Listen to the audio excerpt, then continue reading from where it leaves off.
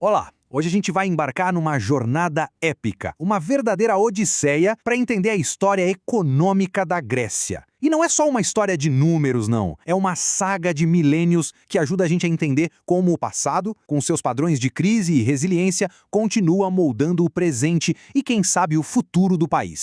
E a pergunta que vai guiar a nossa conversa é essa aqui, que não é a pouca coisa. Como é que uma nação, um dos berços da civilização ocidental, consegue sobreviver não a uma, mas a 6 falências soberanas só na sua história moderna? A resposta, olha, está num ciclo fascinante de muita resiliência, mas também de muita repetição. Essa linha do tempo aqui é, para dizer o mínimo, chocante. Ela revela um padrão muito claro. A primeira inadimplência, ou o primeiro calote, veio lá em 1826, por causa dos empréstimos da Guerra de Independência. Depois, a gente teve de novo em 1843, em 1893, depois do colapso de uma bolha de exportação. Em 1932, com a Grande Depressão, claro, e mais recentemente, aquela crise gigantesca de 2002 e que todo mundo lembra. Então, para entender a Grécia de hoje, é fundamental, é crucial mesmo, entender esse padrão que parece estar enraizado na história deles. Cresce, quebra, dá o calote e recomeça. E para a gente começar a desvendar esse padrão, a gente tem que voltar lá no comecinho de tudo. Porque parece que a própria geografia da Grécia já ditava qual seria o destino econômico do país. Essa imagem aqui captura uma tensão que é o coração da história grega. Pensa bem, de um lado a gente tem uma terra muito montanhosa, com poucas planícies férteis. Isso forçou uma economia agrária, quase de subsistência, focada naquela famosa tríade do Mediterrâneo: azeitonas, vinho e cereais. Mas, do outro lado, tem o mar. O mar está em todo lugar, sempre presente, quase como um convite para o comércio, para a exploração, para o transporte marítimo. E essa dualidade, sabe, essa briga entre o que a terra pode oferecer e o que o mar exige, foi o que definiu a estratégia econômica grega por séculos. Agora vamos avançar um pouco no tempo para ver como esse padrão de crise foi, de certa forma, embutido no DNA do Estado grego moderno, literalmente desde o seu nascimento.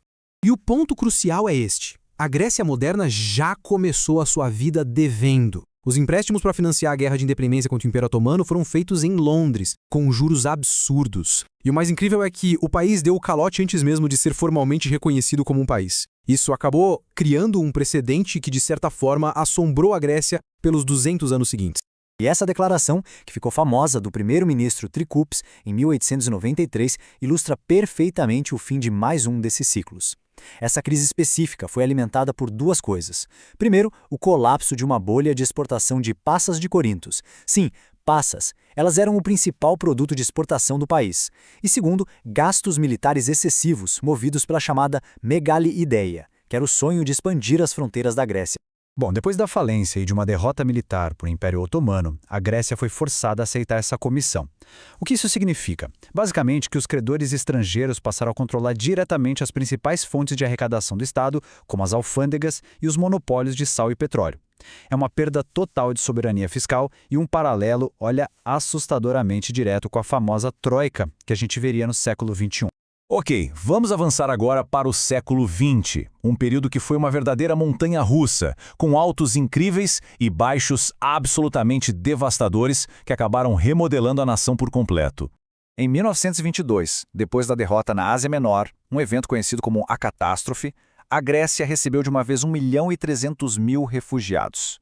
Isso no país que tinha só 5 milhões de habitantes. Foi uma crise humanitária gigantesca. Mas, e aqui vem o paradoxo, esses refugiados, muitos deles vindos de centros urbanos e comerciais super desenvolvidos como Esmirna, trouxeram novas habilidades, mão de obra barata para a indústria que estava nascendo e ainda criaram um mercado consumidor muito maior. No fim das contas, foi um impulso inesperado para a modernização do país. E este número aqui ilustra brilhantemente o boom do pós-guerra. Por mais de 2 décadas, a Grécia teve um crescimento anual médio de 7,7%. Foi um crescimento explosivo, estável, uma taxa que no mundo todo só perdia para a do Japão.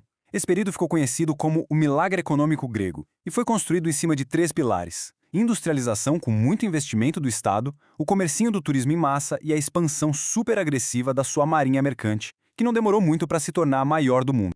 Só que a prosperidade do fim do século XX foi, em muitos aspectos, uma grande ilusão. A entrada na comunidade europeia e depois a zona do euro inundou o país com crédito barato e muitos subsídios agrícolas. Isso tudo acabou mascarando um problema sério. A indústria grega estava perdendo competitividade. E o dinheiro fácil alimentou um boom de consumo completamente insustentável, financiado com dívida e, como a gente descobriria mais tarde, com uma contabilidade bem criativa para conseguir cumprir os critérios da zona do euro.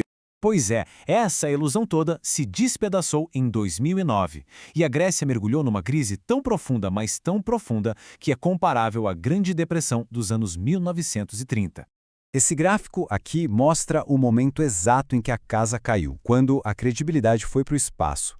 Em outubro de 2009, o novo governo revelou que o déficit do orçamento não era de 6% como todo mundo pensava, era de mais de 15%. Foi um choque absoluto. A revelação de que os números tinham sido maquiados por anos fez com que os mercados financeiros da noite para o dia simplesmente fechassem as portas para a Grécia. A resposta para essa crise foi a intervenção da chamada Troika, a Comissão Europeia, o Banco Central Europeu e o FMI.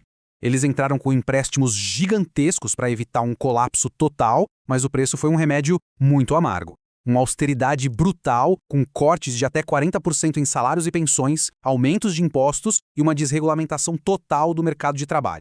E o impacto social dessa austeridade toda foi simplesmente avassalador.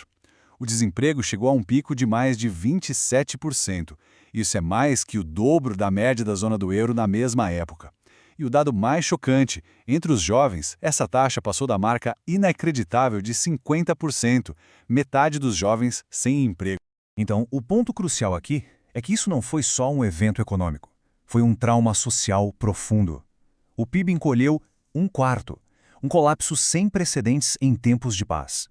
As taxas de suicídio dispararam, a pobreza infantil explodiu e o país viu uma nova e dolorosa onda de imigração. Uma fuga de cérebros, com centenas de milhares de jovens qualificados indo embora. Bom, mas vamos pular para o presente e ver como a Grécia conseguiu emergir dessa crise toda e quais são os desafios que o país ainda enfrenta hoje. A estrutura da economia grega hoje se apoia em 2 pilares que são incrivelmente fortes. Primeiro, o turismo, que é responsável por cerca de 1/4 do PIB. E segundo, o transporte marítimo. A Grécia continua tendo a maior frota mercante do mundo. Só que essa força também é uma fraqueza, uma vulnerabilidade, porque cria uma dependência muito arriscada de só 2 setores. Mas os dados mostram, sim, uma recuperação bem notável na última década. A dívida pública, que ainda é muito alta, está numa trajetória de queda rápida, e o desemprego caiu bastante. O grande marco dessa recuperação vem em 2023, quando depois de 13 longos anos, a Grécia finalmente recuperou o grau de investimento das agências de classificação de risco. Isso foi um sinal muito importante para os mercados. Mas a odisseia, como a gente viu, está longe de terminar. A Grécia ainda enfrenta desafios estruturais enormes. Precisa diversificar a economia para não depender só do turismo, precisa lidar com uma crise demográfica séria, com uma população envelhecendo rápido e, o que é talvez o mais crucial, precisa reverter a fuga de cérebros e convencer seus jovens talentos a voltar para casa. E tudo isso nos deixa com a pergunta final, a pergunta de $1 milhão. Será que a resiliência que a Grécia demonstrou nessa última década finalmente preparou a nação para escapar desse seu ciclo histórico de crescimento movido à dívida e colapso doloroso? A resposta para essa pergunta é o que vai definir o próximo capítulo dessa longa e extraordinária odisseia econômica.